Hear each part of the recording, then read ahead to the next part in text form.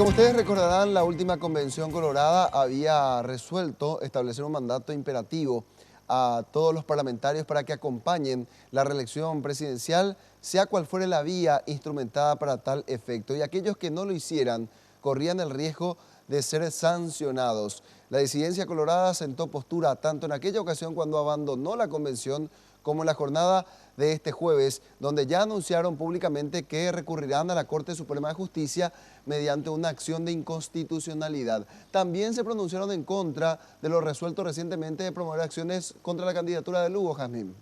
Sí, gracias. Y lo que plantean tanto senadores como diputados colorados disidentes es una acción de inconstitucionalidad en base a este mandato de la convención. Incluso ya estuvieron firmando la carta compromiso para llevar adelante esta acción.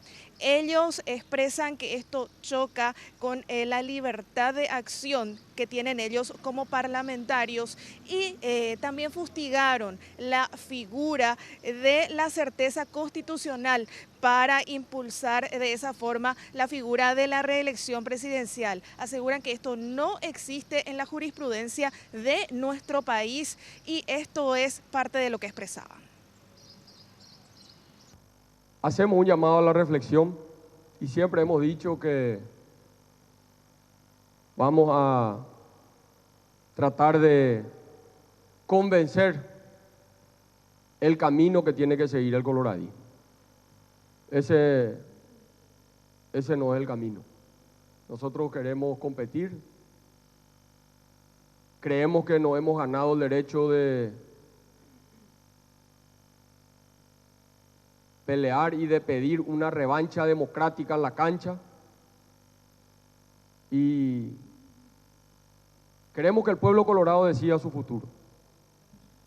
A mi criterio personal no existe la figura de la certeza constitucional, no es una herramienta jurídica válida y en el Paraguay, ¿verdad? Entonces, por más de que se haya utilizado en otro momento, no genera jurisprudencia una mala utilización de una herramienta jurídica que no existe.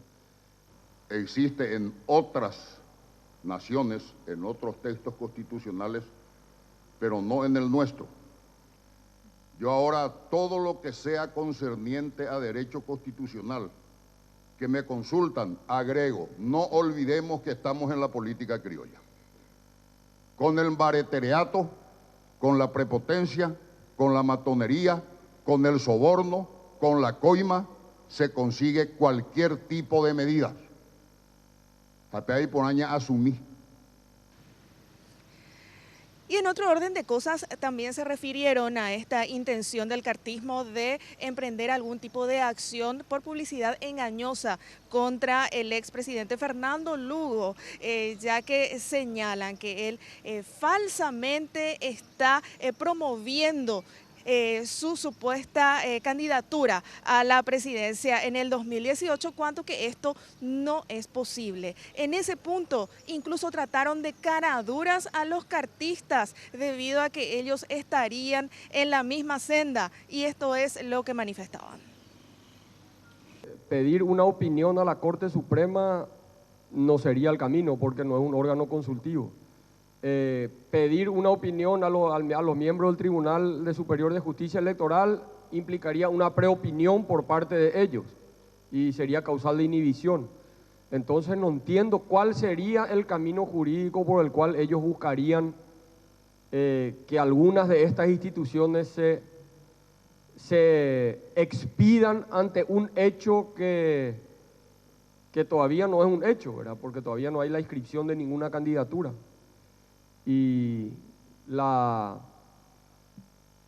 propaganda o la campaña engañosa, yo no veo que sea un argumento muy fuerte, ¿verdad? Teniendo en cuenta de que hay muchas campañas que se hacen, ¿verdad? Inclusive el propio presidente de la República, hay remeras en alusión a su candidatura para el 2018. Y de esta forma entonces habrá que ver cómo prosiguen las relaciones en el interior de la ANR, bastante resquebrajadas por el momento.